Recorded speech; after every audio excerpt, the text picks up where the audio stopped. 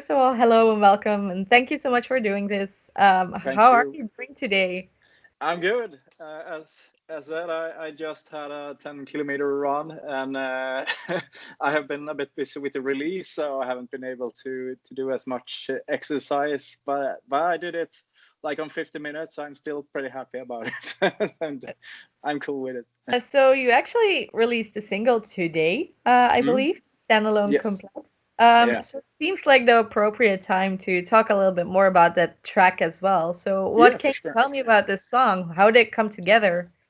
Well, it was a complete underdog song that kind of just smashed us from like uppercut us when we heard a mix of it. Because I don't know, we didn't have too much faith in it during the entire production, and but once we got like all the electronics was done for it and all the vocals, and it was pretty spontaneous in during the recording, and especially like the vocals were a bit improvised in the studio. And when we heard the final mix, we were like, damn, this actually turned out pretty good.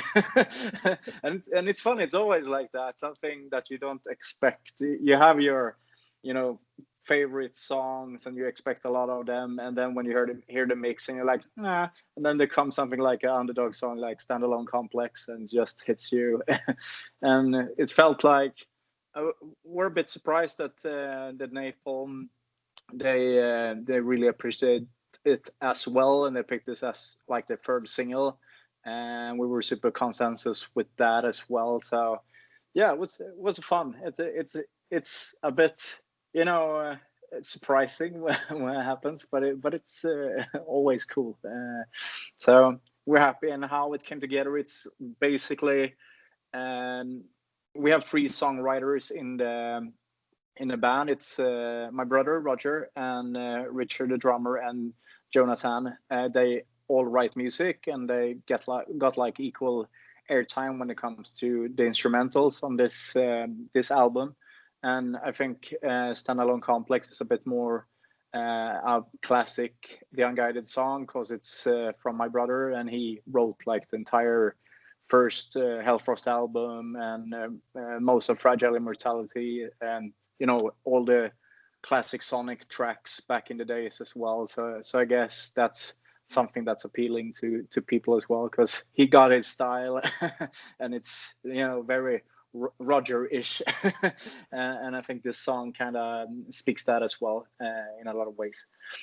So in terms of picking the singles, is that something the label always takes care of, or is that something you decide on together more? No, hell no, they don't take care of that. They suggest tracks, and it's a bit going back and forward with that. This time around, it was really consensus from both like the band or within the band, because that could be a problem as well. Like we have all different taste in the band, of course, but we were really down with both Crown Prince Syndrome and Never Yield. And then the label wanted a third single as well, and they suggested Standalone Complex, and we were super fine with that. And also the management was also had those two tracks as suggestions, and I think they have like the strongest choruses on the album as well, so it makes sense. And when Napalm's thoughts came in when they received like the master, they thought so as well. Like they without us telling them anything, they just said those two tracks is what we want, basically. So there was never any issue or problem on this album to pick the singles, because they were pretty easy to filter out, I would say. And and most of the time, I guess it for Crown Prince Syndrome, it's a bit different. From us, it's more like a bit industrial and super heavy in the verses, and then that super catchy chorus kicks in. And same with Never Yield, they got a really powerful, strong chorus as well. So I think it was pretty good tracks to like hook people to our music and the album. How have Mm. the reactions so far been today, or haven't you like looked at it yet? I've been looking. Yeah, and the reactions have been really good actually. I think the fan base and also like both reactivated or re-inactivated fans from the past and also new fans are really down with the 3 songs that we released so far. So it looks like they're super excited for the album. So that's always good to see. And there's a lot of of what that came from on the album. So I think they will be satisfied once it's released tomorrow as well. But I think that like the general opinion is that everyone think it's a step up from the last album and our previous work, and we feel so as well. So it's nice to see that. Then there's like always the people that they don't appreciate our music or never did, or they're more like fans of Roland or something like that, and then we get a bit of comments like that. But it's the majority of the fans is I think really down with the new concept and what we're trying to do with our music. I think it's a bit heavier on this album. I think it feels like people appreciate that. Yeah, I mean that's a good way to go to the next question actually, because I heard you mention in another interview that you said that your previous album and the Battle Royale was a bit of a trial and error because of the new members and new processes that you needed to get used to. Do you feel like you've perfected the songwriting and like whatever you felt that was a challenge for the previous record? Yeah, definitely. I think because it was, me, Roger, and Roland was in the band for the first 3 albums of The Unguided, and we were together on at least 3 albums before that. And I mean, me and my brother have done almost 10 albums together now. so we're pretty fine on where we have each other and we know how we work, and it's the same for me and Roland. We had our processes and how we approach songs and vocals and everything. So when you introduce new people, you have to find your own or the new processes and routines and reinvent yourself a bit. So I think all that happened on the previous album, and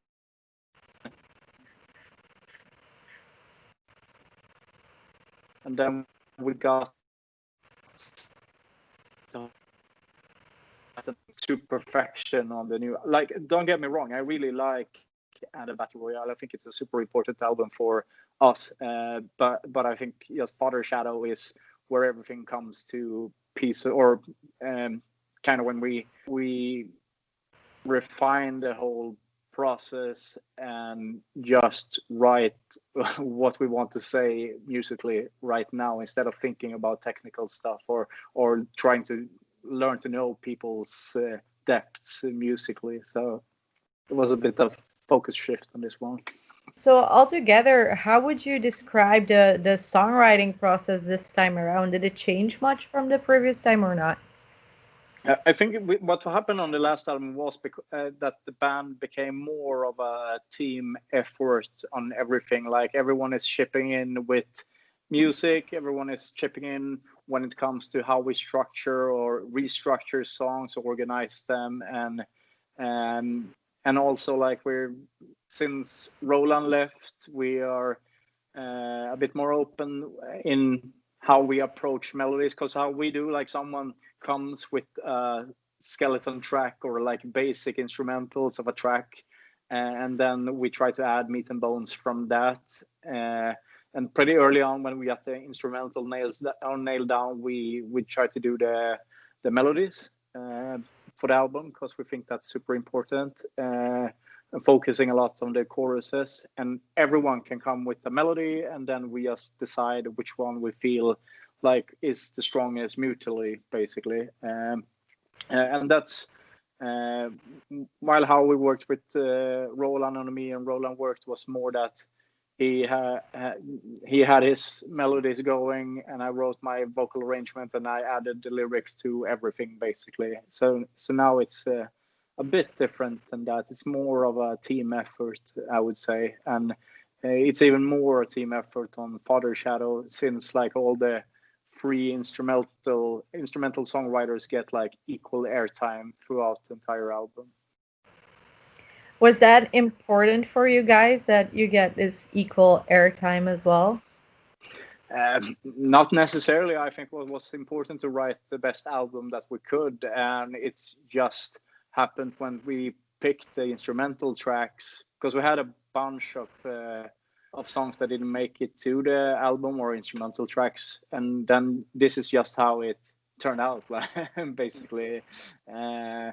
So it was like even Steven on all the instrument or all the songwriters, and it's not about like prestige or having whose work or someone fighting for their work. It's more about like we together trying to select what's the best music and what we want to go forward with, and it just organically became like super, 33% with all the songwriters for some reason. So that was a fun coincidence, more. You also mentioned that there were other songs as well that didn't make it to the album. My question is, what usually happens with those songs? Do you use them later on, or were they like not good enough for you? No, not necessarily. It could be like for the last album, we saved the ballad. It was already written for like the instrumental, and some of the melodies were written already for and the battle royale.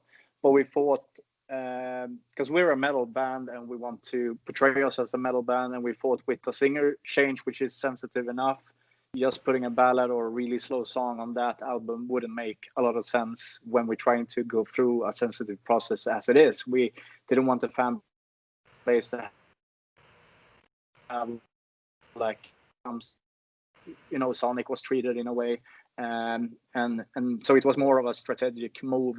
And sometimes like we can feel that we have strong tracks, but they're a bit too similar, so putting them both on the same album doesn't make sense. So then we maybe save it up to other opportunities in the future, basically. So it's or rather we just feel maybe they don't have what it takes at this moment to make it into our music at all, basically. So it could be all alternatives there.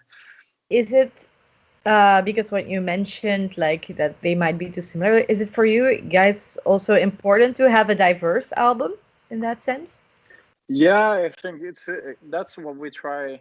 Like how we want it to be is like it should be a bit of a roller coaster ride for the fans. I've read a review that a guy he thought that it was a bit samey everything, and then I heard a lot of other like in interviews that they think it's very diverse. So I think it comes down to a bit of personal taste and how well you know us. I think this album for an album from us, it's pretty diverse, and that I think I have to do a lot with how our songwriters, how their background is looking. Like Jonathan comes from a really technical death metal background in a way. Rille comes from even harder music, but he tends to write a bit more rockier stuff. and Roger just does what he always done, basically.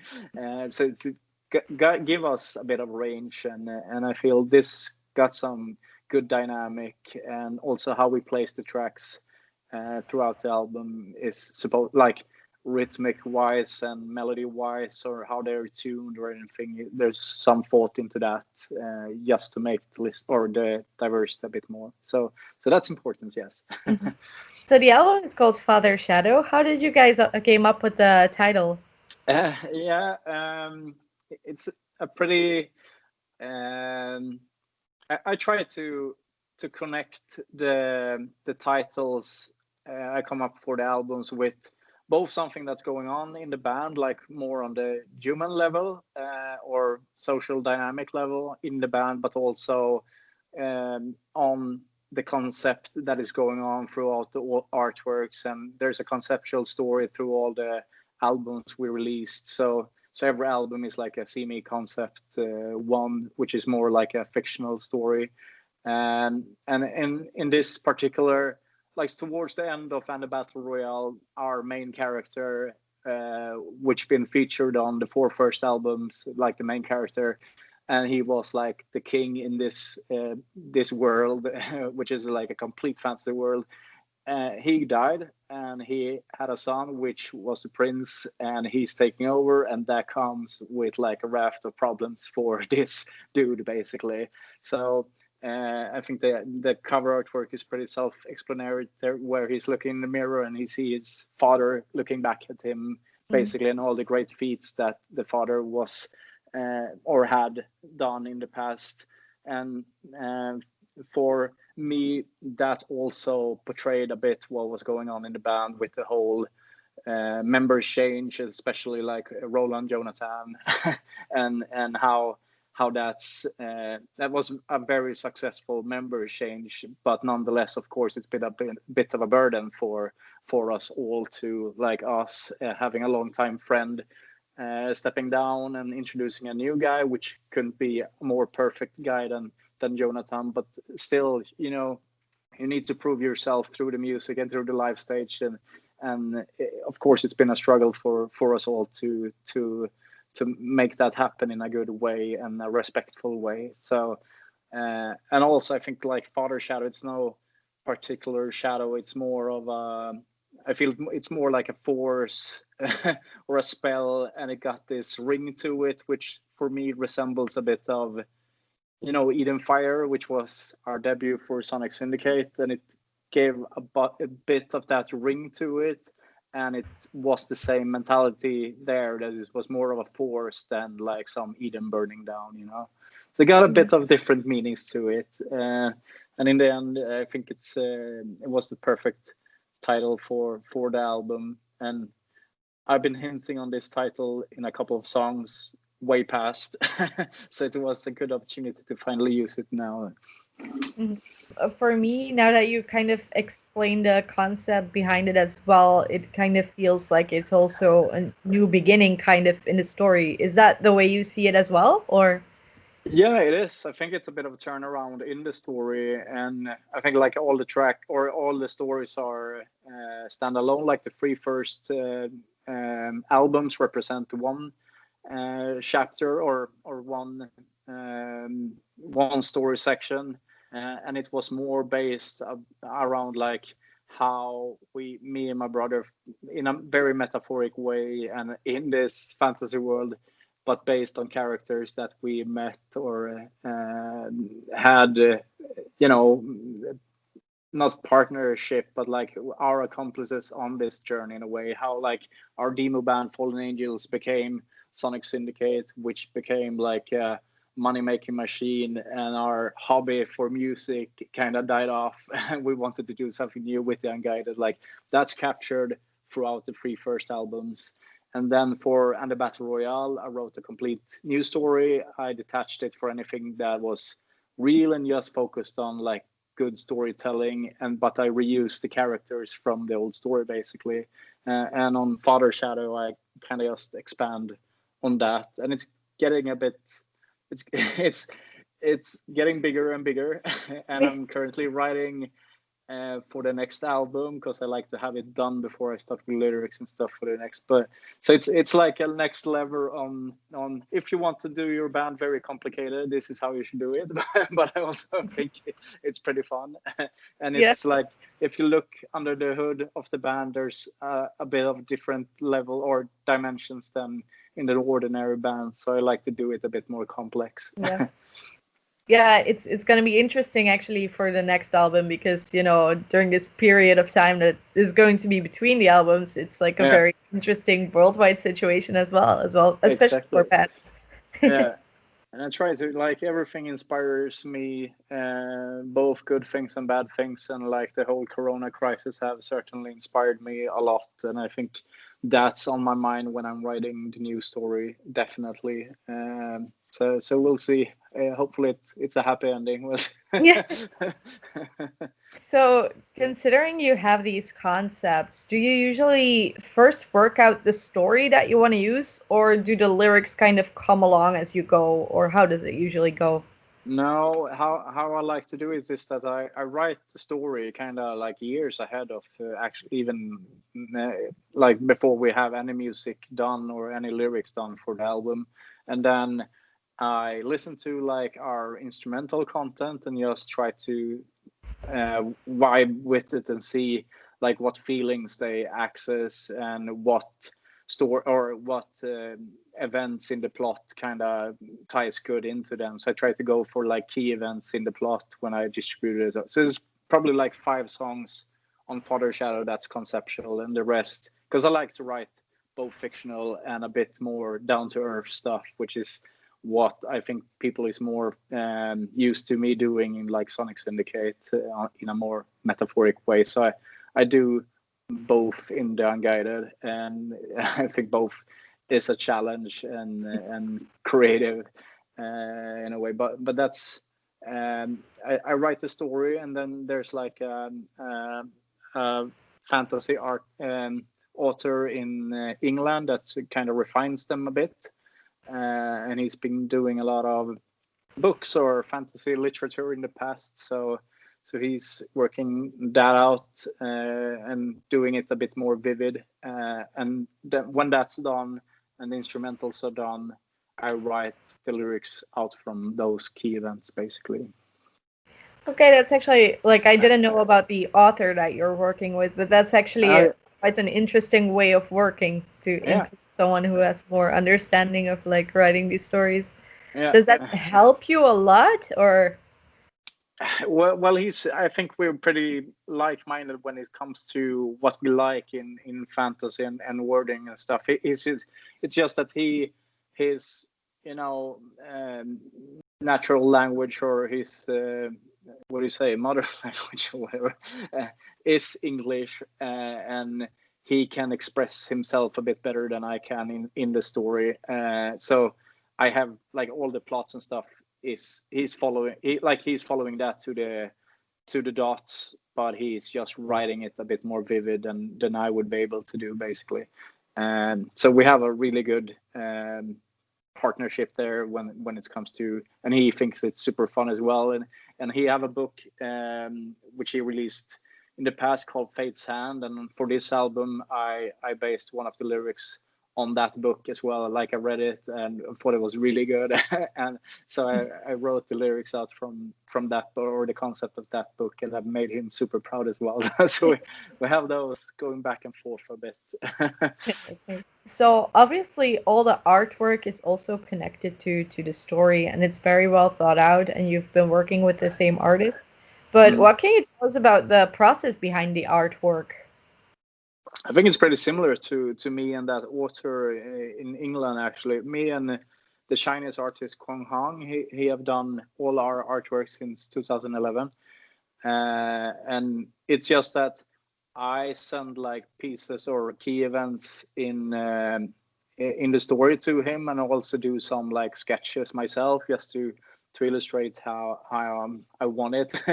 And then he just do his mind blowing work in with his work or with his art for us, basically. So it's always on point all the time when he does. It's like exactly how I imagine it in the story. So it's amazing that he can bring it to life in such a good way that he does.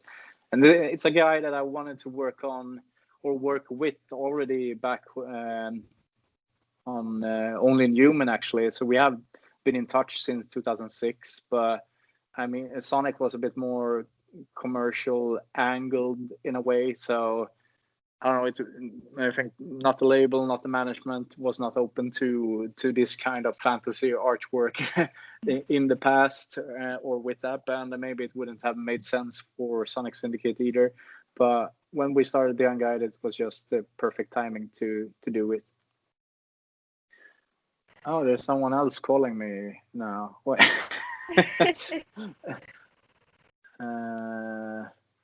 Bye. There you go. Okay, I can keep it short for the next one, but so Yeah, one question I still had is so the Unguided was founded in 2010, so that's now 2 years ago, 10 years ago. Yeah. How do you look back to this decade with the band? Come again? What How was do you the? look back to these 10 years with the band? Oh, it's more than I've ever wanted to expect. Like we said, we had a vision for 3 albums when we started the band, and now we're like releasing our fifth one. So that's amazing that we could do that over 10 years time. I think that it's way more than we expected of it, and also like in the beginning it was just me, Roland, and Roger wanting to write music together again. Basically, it was more of a project or a studio project, and then we got some live offers. We need to sort that. We added members, and then off we went basically. So it's still a professional hobby band in a lot of ways because we all have our honest jobs on the side, and is trying to keep this as a fun hobby for us all. So but it's uh, taking a lot of time, of course, and it's really fun and inspirational because it feels like we're working a bit for ourselves instead of some management or label or anything. Like we everything we want to do creative wise or for me it's important with the art of music and everything around that, and we get to do that honestly with the Unguided, and that's maybe like the most fun I had with music in my entire career.